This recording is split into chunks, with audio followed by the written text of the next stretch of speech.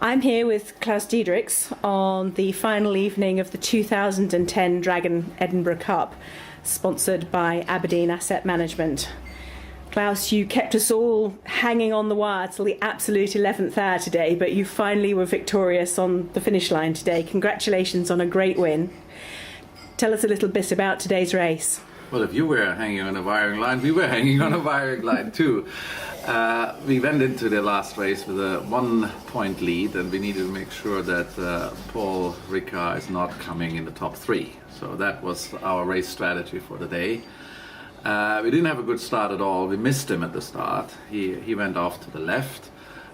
So we had a bad start. We went to the right and had a good wind shift in our favor, and then we could basically tack back on him, and he was by that time already quite a bit down the fleet, and we said, okay, from now on we just need to control Paul, but he has helped us a little bit too.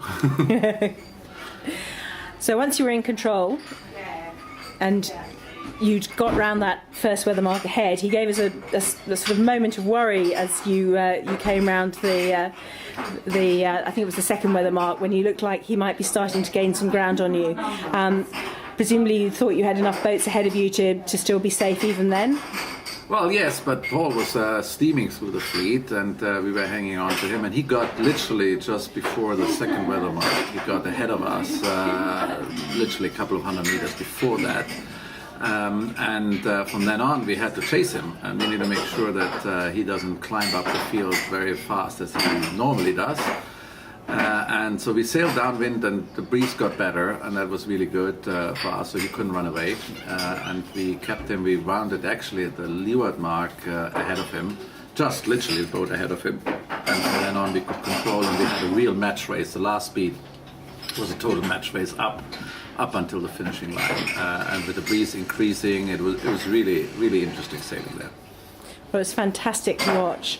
Now, you're actually new to the Dragon fleet. Tell us a little bit about what sailing you've been doing before this venture into the Dragons. Well, I've started the Dragons over in the winter in Portugal, in Cascais, thanks to our friend Jose Matoso, who has always been telling me, you have to come to Cascais, and you have to sail Dragons. So that's where we started out, and we did a couple of races with Andy and Steerfry, our crew, and I liked it. We did then Douarnenez and the Edinburgh Cup here, all in borrowed boats, actually chartered boats from Martin Payne. Finito was a very nice boat, and it really helped us a lot. But the next regatta will be in our own boat, and that's the Irish Nationals in about 3 weeks' time in Belfast. Now, to my own background, before the Dragons, and that's how I got to Andy and Steerfry, we did sail big boats, Swan 45, which we have been campaigning for the last 7 years, very actively, including sailing here in the Solent, but also in the Mediterranean and in America. Before that, I was sailing in the Solent the Sigma 33 for many years, and before that it was dinghies for 70s, lasers and everything. What attracted you to the Dragon class?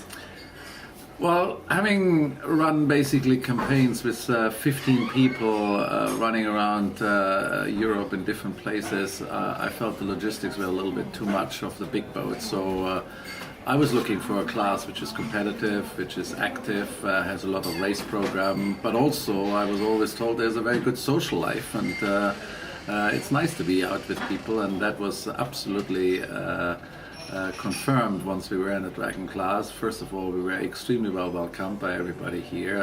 It was really nice, and I think we have as good a time on the water as we have off the water, and that is very important when you spend 3-4 days or even a week away from the family, and so it's nice to have that as well when you get back in. Marvellous. So what are your plans for the future with your Dragon? Well, as I said, the next regatta is the Irish Nationals. Then we may go to Denmark for the Danish, because I unfortunately can't do the Gold Cup because I didn't know that I'd get my boat by that time. So from that point of view, it was not in the program. But we may go to Denmark and then Medemblik. And then we definitely want to do the World Championships in Melbourne. We're still working a little bit on the shipment, by what time we have to ship. But, Melbourne in January is certainly another part of the program. Terrific. Well, we'll look forward to seeing how you progress in those regattas, and congratulations again on a great win this week. Thank you very much.